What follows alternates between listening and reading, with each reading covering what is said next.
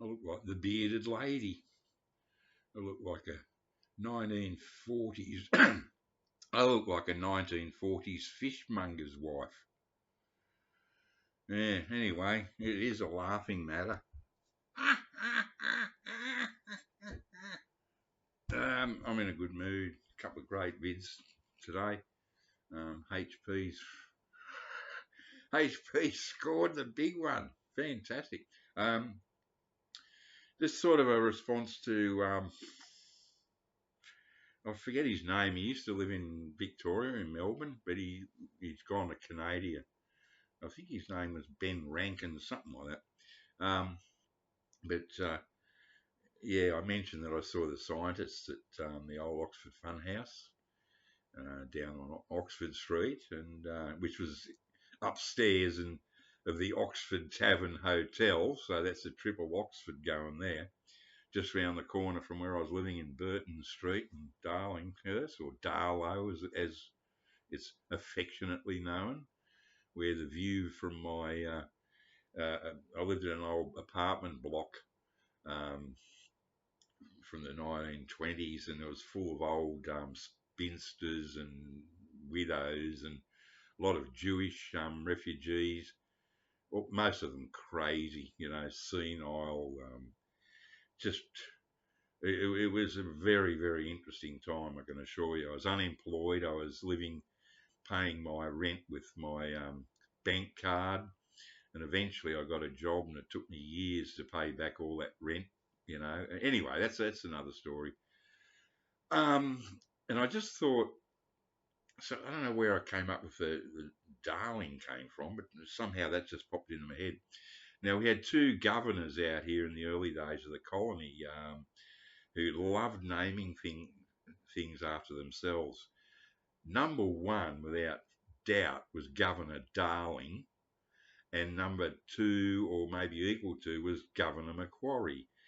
So you have the Macquarie River, Lady Macquarie's Chair, Macquarie Street, um, um, a suburb in the outer western suburbs of Sydney called Macquarie Fields.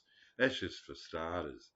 And but my connections with the Darling thing, because Governor Darling was one of the earliest governors. We're talking here very early days, just a few decades after the colony was founded here in Sydney.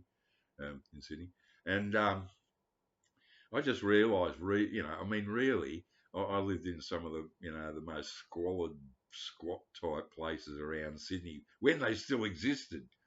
They don't exist anymore. 40 years ago in Sydney, you could still, rent some, really run down, decrepit old place for peanuts. And if you could live with the junkies and the prostitutes that shared the building with you. And those days are gone. Those same squalid places now cost $1 billion pesos or whatever dollars. But it was good fun. But it's funny in that I lived in, here we go, you ready? Darling, Governor Darling. I lived in Darlinghurst twice. Both very, very interesting experiences. It was great stuff. Darlington, which is where Sydney University is, that was a heavy place. That was where there's a lot of that's where the Aboriginal activists used to live down there, Redfern, Darlington. And I lived in one street in Darlington, and I moved in there it was a share house accommodation, a disaster, of course. But I didn't realise there was an apartheid thing going there. And it was sort of like an unwritten rule. The same thing in North Queensland when I lived up there in Cairns, is that whitey and blackie just sort of, the locals didn't intermingle. They had their own, little pathways and things, and you didn't tread on the other man's territory. Now, being a naive, I almost got my head smashed in up in North Queensland when I was set up by some Italian cane farmers. They said, "Oh, go and sit out there in the beer garden." I said, "Oh, okay." And the next thing, this big black hairy hand comes over and angrily stubs out a cigarette in my ashtray. And I look up and I thought, oh shit, I get it. And I said, I'm sorry, mate, I'm from Sydney. I didn't know.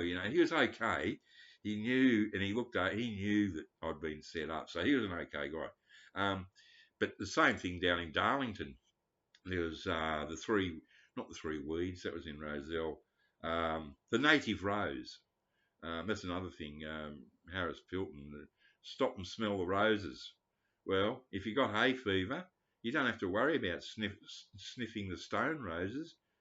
Um, but then again, if HP has piss stains on his beige chinos, he might have pissed on the stone roses, and they do smell.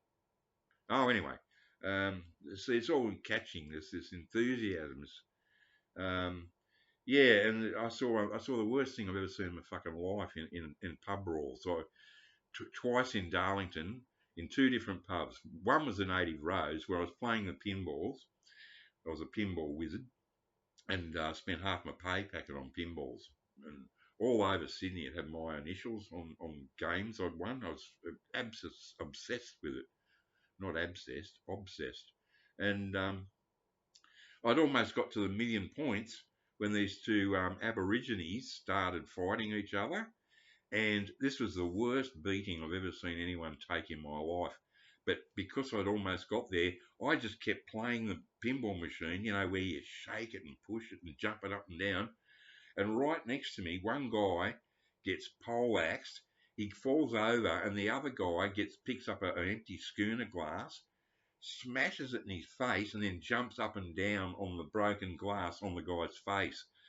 And I just kept playing. I'm a bit of a psycho. Whenever something's really heavy, I just block it off.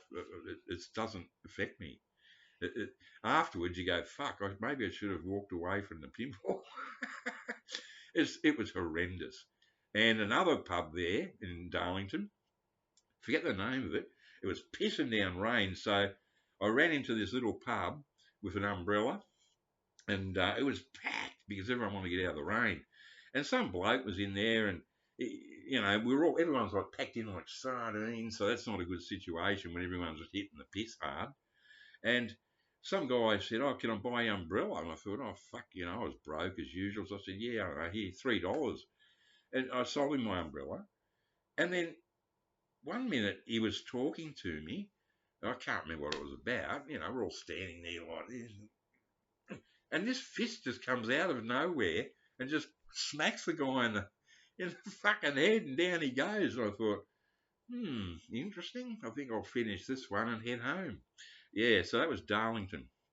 So we had Darlinghurst, Darlington. Then the next one was I lived in Darling Street, Balmain East, which was another very interesting harbourside town. In those days it was still a little bit rough and ready. I lived in the same street that Malcolm, what's his name? Malcolm Young, ACDC.